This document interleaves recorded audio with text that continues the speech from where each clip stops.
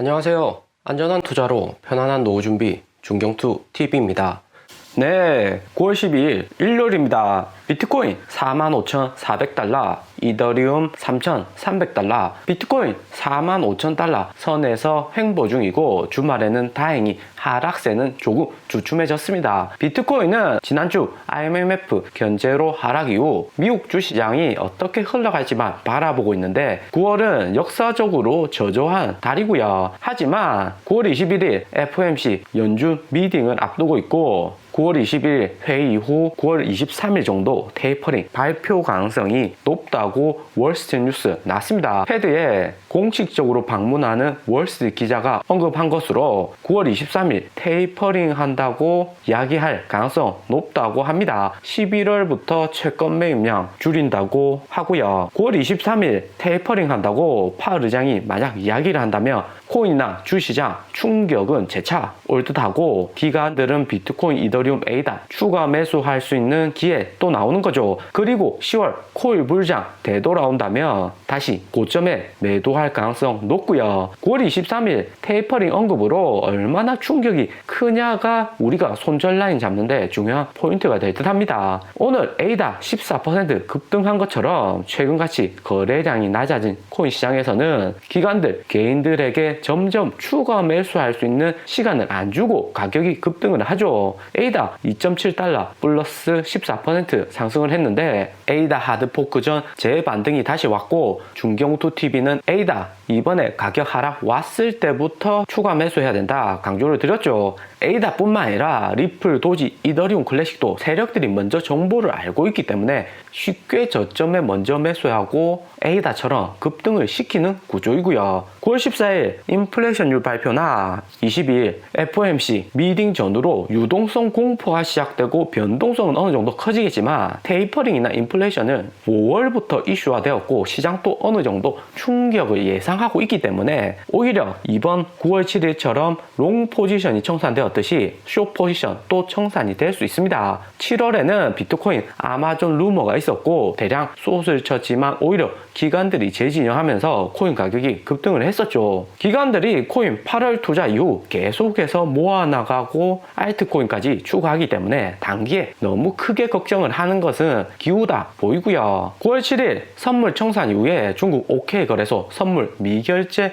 약정 수치를 보면 역대 최저치로 줄어들었습니다. 9월 7일 비트코인 폭락시킨 주범이 선물 미결제 약정 수치가 대폭 증가한 것 때문이었고 중국 OK 거래소도 바이비트, FTX 못지않게 선물 투자자 많습니다. 여기 그래프에서 우리가 유심히 지켜봐야 될 것은 OK 거래소 선물 미결제 약정이 줄어들면서 코인 가격 다시 5%에서 크게 10% 이상 급등을 했고요. 7월하고 8월 모두 코인 가격 다시 상승하는 것을 볼 수가 있습니다. 개인들이 선물에서 대량 청산을 당하면 다시 코인 현물로 진입을 하는 거고요. 그러면서 코인 가격 재상승합니다. 미국 주시장은 한국 시간 화요일 열리는데 이번에도 선물 미결제 약정 수치와 비트코인 가격이 상관성 높게 작용할지 기대가 되고요. 그리고 올해 전체 차트에서 선물 미결제 약정 수치도 확인을 해보면 미결제 수치량이 증가하면 코인 가격 하락의 주된 원인이 됩니다. 단기적인 코인 가격 하락에는 선물 거래량 증가가 상당히 큰 비중을 차지하죠. 선물 변동성은 이후에 중경투가 무조건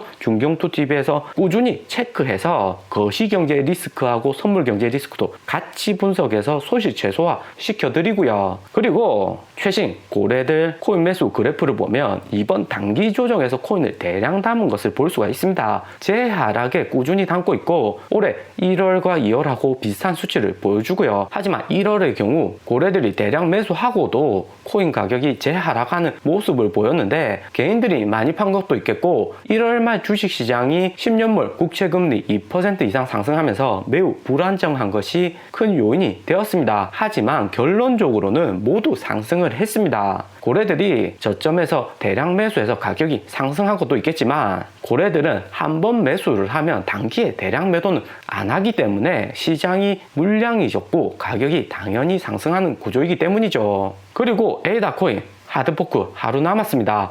어느 코인이 되든 하드포크가 되면 조금 조정을 받고요. 이더리움도 7월 말에 런던 하드포크 되었고 가격 보면 소폭 조정받아서 마이너스 3% 정도 된 것을 여기 이더리움 차트에서 볼 수가 있죠. 에이다 코인 또한 하드포크 이후에 소폭 조정을 받는데 이미 9월 7일 비트코인 6만 개 청산으로 조정을 받았다 볼 수가 있습니다. 지난주 청산이 없었으면 이미 4달러 4,000원 이상 에이다 코인 가격 상승 충분히 가능하죠. 하드포크 이후 소폭 조정이 올 수 있고 이후에는 이더리움처럼 재반등 충분히 가능하다 보입니다. 그리고 이후에는 가격이 상승하다 이더리움처럼 거품까지 들어오고 이때 매도를 하면 에이다 투자 이번에 훌륭하게 하시는 거고요. 대신에 이번 하드포크 이후 고점에 전량 매도하기보다는 부분 매도하거나 매도 후 저점에서 재매수하는 전략을 가져가시는 게 유효할 듯 합니다. NFT 거래가 이더리움 가스비 증가와 함께 비트코인 변동성 상승으로 주춤은 하지만 하반기 코인 시장 주도할 대세 코인이란 것은 변함은 없고요. 그러니까 찰스 호킨스도 에다 고겐 하드포크는 이제 단지 저스트 시작이다 이야기를 한 거죠. 수수료 싸고 거래 속도 빠르면서 안정된 시스템은 오늘 비트코인 도미넌스, 이더리움 도미넌스를 보면 확실히 알 수가 있고요. 최근 낮아진 거래량에도 에이다가 하드포크 직전 비트코인, 이더리움 도미넌스 흡수하면서 가격 상승을 이루었습니다. 특히 이더리움 도미넌스가 17.9%, 에이다 가격 상승에 이더리움은 전체적으로 비중이 줄고 있다는 것을 알 수가 있고요. 그리고 하반기 코인 시장 주도할 코인이 이더리움, 에이다, 솔라나, 폴카닷도 있겠지만 샌드박스도 정말 주목해서 봐야 됩니다. 1,000원대로 싸다고 이전에 추천도 한번 드렸는데 지금은 더 할인되었죠. 샌드박스가 지난주 9일에 한국 뽀로로하고 NFT 사업 협력을 진행했고 뽀로로뿐만 아니라 일본의 킹 오브 파이트 만든 NAK, 아랑전설, 킹 오브 파이터, 대전격투, 오락실 게임 만드는 회사하고도 NFT 사업을 추진을 합니다. 샌드박스가 하고자 하는 것이 기존의 캐릭터 산업을 디지털로 가져오는 거고요. 뽀로로나 킹 오브의 쿄, 이오리 이런 NFT 작품에 수요층이 있겠냐 하시겠지만은 뽀로로는 현재 20대도 어릴 적부터 봐왔던 프로그램이고 자녀 있는 가정에서는 뽀로로, 핑크퐁 아기상어 필수죠. 일론 머스크도 트윗으로 이전에 베이비샤크 뚜두두 아기상어 언급을 했었고요. 그러면서 바로 베이비 도지코인 출시가 되었듯이 어릴 적 추억이 있는 NFT 캐릭터 작품은 상류층에서 고가에 구매할 가능성 매우 높습니다. 오리지널 뽀로로나 킹 오브 쿄, 이오리, NFT는 매수해두면 오히려 가격은 계속해서 오를 수가 있고요. 그리고 상류층들을 구매하는 패턴은 한번 사면 가격은 보지 않고 자신들 취향이 먼저입니다. 좋으면 사는 거죠. 일론 머스크 막내 아들한테 뽀로로 오리지널 NFT 100억이라도 충분히 매수 가능하고요. 뽀로로 제작사 아이코닉스가 샌드박스하고 협력하는 것은 코스닥 상장을 앞두고 매출을 다양화하겠다는 전략과 상관성이 높습니다. 2011년도에 아이코닉스가 1조 이상의 가치를 가진 기업이라고 했는데 마트만 가봐도 뽀로로 관련 과자나 공산품 정말 많고요. 거기에다가 NFT 거래까지 활성화되면 상장 후의 가치는 더욱 상승하겠죠. 에이다는 9월 하드포크 이후에 전국구 코인이 된다고 보면 샌드박스는 에이다보다는 작은 코인이기 때문에 선택과 집중을 한다고 보면 되고요. 킹 오브 파이터나 뽀로로를 시작해서 일본 애니계의 원피스, 나루토 하고도 연계가 충분히 가능하고 피규어 시장을 NFT로 가져온다면 샌드박스의 영향은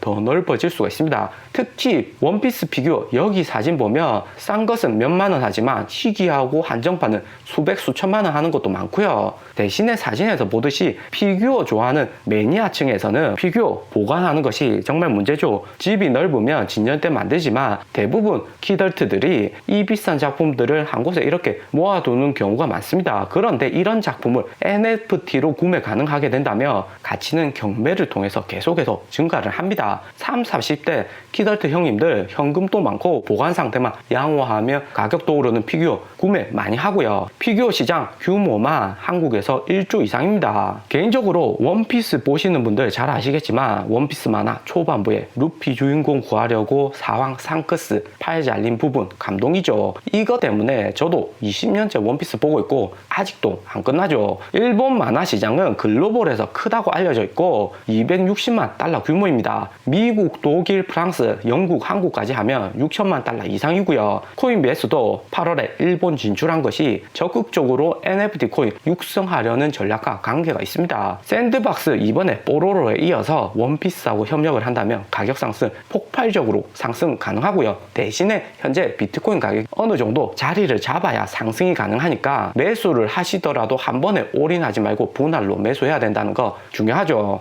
오늘의 영상은 여기까지입니다. 좀 더 디테일한 투자 정보가 필요하신 분들은 커뮤니티로도 자료가 공유되니까 멤버십 가입과 구독 부탁드립니다. 감사합니다.